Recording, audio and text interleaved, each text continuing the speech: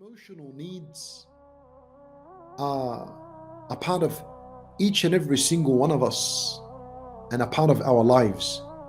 We have emotional needs, everyone, right? Whether it's a child, a boy or a girl, whether it's a husband or a wife, whether it's parents, whether it's grandparents, no matter what title you carry in life, there are always emotional needs that a person has. And emotional needs are things that make us feel happy, they make us feel fulfilled, content, they make us feel appreciated and at peace. This is what emotional needs means. This is what it is. It's the things that make you feel happy and content and fulfilled. And without these needs, if the spouses here, because we're speaking specifically about spouses, if the spouses don't give each other the emotional needs, then you know what this is going to create? It's going to lead a person to become frustrated and hurt and suffering. Evil character will start to produce from this person. You'll see them a lot more angry. You'll see them always with a temper, and so on. The negative emotions begin to come out as a result of unmet emotional needs. That's the consequence of unmet emotional needs. So if the husband and wife are not appreciating each other, if they're not speaking words of goodness to each other, if they're not expressing their love to each other, if they are not being intimate in the bed with each other, if they continue to neglect and ignore this with each other, then the spouses have unmet emotional needs. As a result, you're always going to see your spouse frustrated, angry, raging, screaming, punching, breaking this, breaking that, suffering, traumas. This is the result of unmet emotional needs. This is the result.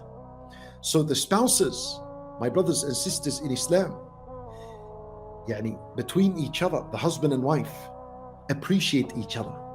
Every single day, appreciate each other with words. And don't just assume, oh, she knows that I appreciate her. Oh, he knows I appreciate it. It doesn't work. You need to say them in words. Give attention to each other. Discuss the matters between one another and be careful, attentive listeners to one another. Right? Express your love and your care that you have for each other. Talk these matters, speak these matters. When you talk these matters, the emotional needs become filled slowly, they become met. And then the person becomes happy, satisfied, and at peace. And then there's no dramas at home. There's no more dramas at home. All the problems would be removed from the house. Now, and subhanAllah, and I can remember a hadith, as I'm talking, and Nabi sallallahu alayhi wasallam says something beautiful about the people of the paradise. Listen to this very carefully. Nabi sallallahu alayhi wasallam says that every Friday, the believers, they go to the stores, the marketplaces that are in the paradise, and then as they're walking back to their homes, a northerly wind blows on their faces and on their clothes. They're walking, and there's a wind that comes from the north. And the north was mentioned because the Arabs, the Bedouins at the time, they used to love the wind that came from the north, because that's the wind that's coming from Asham. It carries a lot of good with it. There's a lot of rain, beautiful rain that comes with that, and so on. So, wallahu alam, perhaps this is why it was mentioned in the hadith. But anyway, a northerly wind comes, and it comes in contact with the face and the clothing of these believers as they're walking back home. Listen now, listen.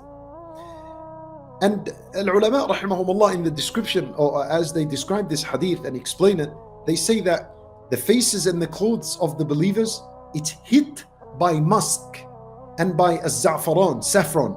And musk and saffron, they have a beautiful smell to them. So it affects their faces and their clothing, and they increase in beauty. They increase in beauty. So when they finally get to their house, al-hur al-ain, they will say to their husbands, Wallahi laqad izdattum husnan wa jamala. They say, by Allah, you have increased in beauty. You have increased in beauty. And then the husbands would say to their hur al-ain, Wallahi wa antum laqad izdattum husnan wa jamala. You too, you have also increased in beauty and in adornment. Yani, this is a quality of the people of the paradise, that they say to each other, to their spouse, you are beautiful. This is the man in the paradise, the believer, looking at his hur al-ain, his wife, and he's saying to her, you are beautiful. And the wife saying to the husband, as soon as he comes to the house in the paradise, you are beautiful. For this is a quality of believers in the paradise. So don't shy away from these words. Don't be stingy when it comes to emotions. Wallahi, emotional stinginess is worse than financial stinginess. You know, yani a person thinks that he might be harming his wife if he did not spend dollars on her. Worse than this is emotional stinginess. So say these words to each other, appreciate each other, express the love and the care and the concern you have for one another. Now, وأنس, النبي صلى الله عليه وسلم, he said to Anas رضي الله عنه, every time you enter upon your family, فسلم, say السلام عليكم ورحمة الله وبركاته, تكن بركة لك وعلى أهل بيتك. It would be a source of blessing for you and your family. How many people today enter the house and there's no assalamu alaikum wa rahmatullah? I could just barges in, walks out, no salam, no kalam, no nothing. This is against Islam. This is against Islam.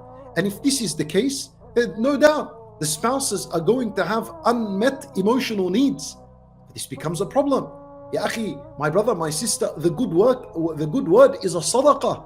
It's a sadaqah. Wal kalimatu tayyibatu sadaqah, as the Nabi sallallahu alayhi wasallam says. You know, and the most people that deserve your good words are your family. If you're giving good words out to everyone around you, and your family, your husband, your wife, your children are being deprived of good words, you're a loser. Wallahi, you're a loser. And you haven't understood what your Islam is teaching you. Invest these good words into your family.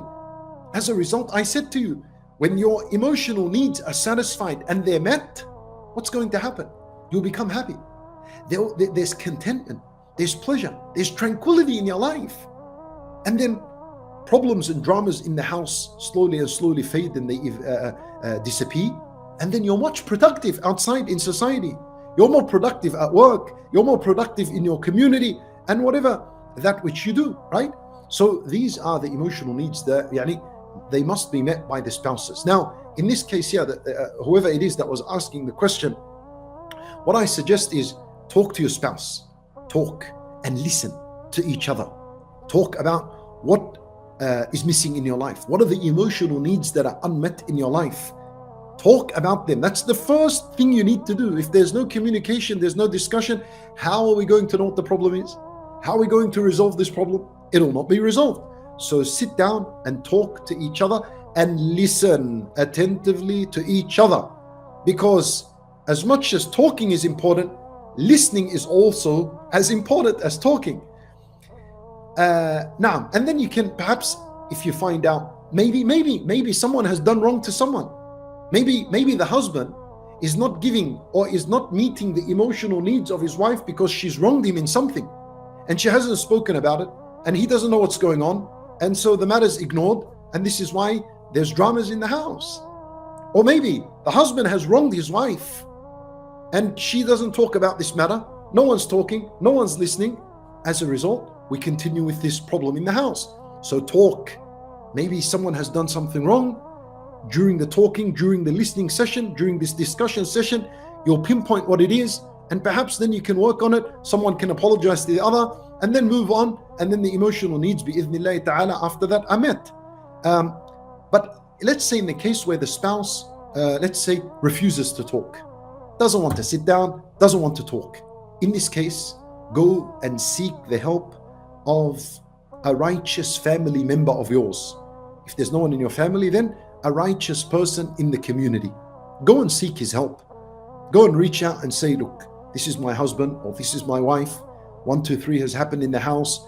There are extremely, there are emotional needs that are unmet.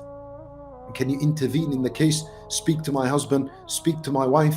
Perhaps you can give them a reminder so that they can sit down and talk this out. طيب, if this happens and still the spouse has ignored for no for no reason whatsoever, heck, he's just happy to live alone, doesn't want to be bothered by his spouse, khalas, he can't do this and he just wants to live his life by himself, he's not interested in facing his problem and dealing with it, then in that case the spouse should go and seek an option for divorce, because that's it. You cannot do anything for this person anymore.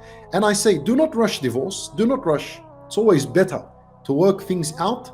But if things are not working out, and if you exhausted your efforts and every means to make this work and still nothing is happening, he's still ignoring you emotionally, doesn't appreciate you, doesn't express his love to you, doesn't give you the intimacy in the bed, because these are all part of the emotional needs, then khalas, if he doesn't want to work it and he doesn't want to sit down and talk through it, doesn't want to get, and is not interested to speak to someone that is learned and knowledgeable, or a marriage counselor, or someone that could have intervened and helped him through his case, he's not interested, and if you have no other option but to divorce now, then divorce him or divorce her and go and find someone that will give you your emotional needs, that can meet those emotional needs, someone that will appreciate you, someone that will look after you, someone that will give you the rights of intimacy and the many matters that are entailed with the emotional needs. Wallahu alam.